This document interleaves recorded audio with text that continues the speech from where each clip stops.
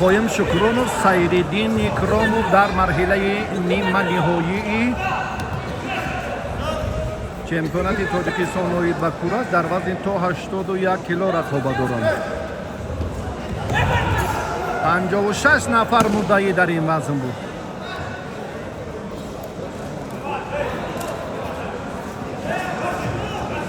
سیرالدین را ما تا جای میدانیم از ناحیه شهر نو در شهر دوشنبه تمرین میکند. قایم شکرانوف این پهلوان ناحیه درواز فرزند گلحسین شکرانوف.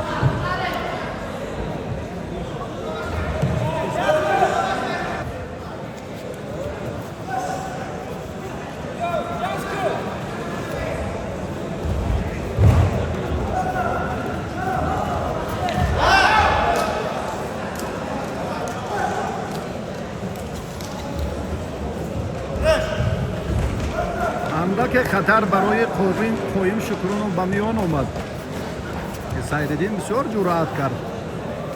سبز پوش اما تاکتیکا و کار و هنر قایم شکرانوف دیگر است فکر میکنم. هر دو ارزنده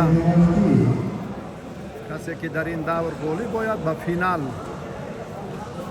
راحت میگیرد و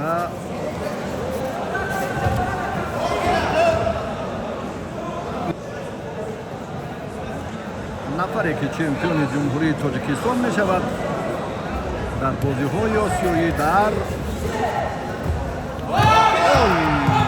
چمپیونات آسیا قهرمانی جهان در رشته کورش تاجیکستان را معرفی خواهد کرد، چون کورش لقب به بازی‌های آسیایی شامل است. چون دقیقه ها پشت سر می‌گردند 3 دقیقه نتیجه که به دست نامد از روی قاعده کورش کمر یکدیگر را می‌دارند و امر داور را انتظار می‌شوند که کسی پرتاب کند، چون این حالت قبلا رخ داده بود. دو نفران دیگر سیرالدین قایم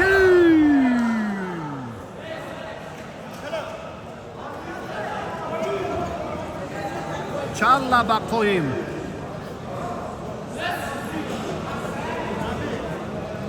آگاهی به سیرالدین اکراموف.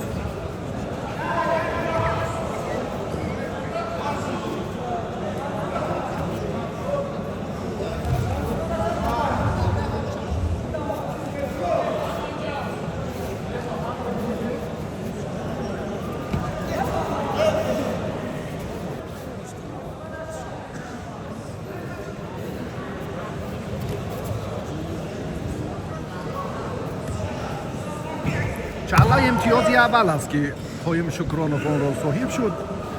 از حساب جفت نزدیک شدن و کمر یکدیگر را داشتن که در قاعده کورش است. امتیازی دوم یانباش. خیلی هم گفتیم که از جهت کسبیت قایم باید تفاوت داشته باشد. این کار را هم ثابت کرد. فکر میکنم امتیاز هست.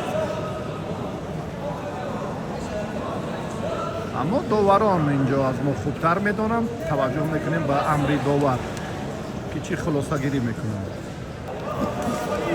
تصدیق کاری داوران چاله دویم به ورزشگری کبود پوش داده شد.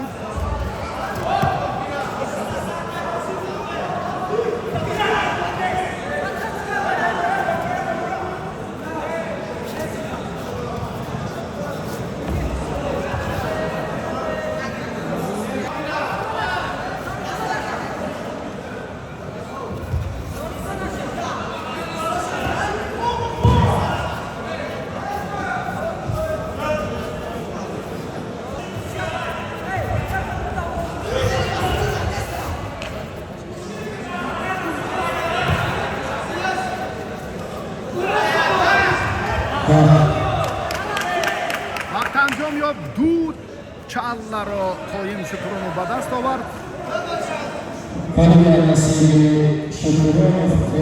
با همین نتیجه قایم سیرالدین اکراموف را دچار شکست کرد و به فینالی وزن تا 81 کیلو راه یافت.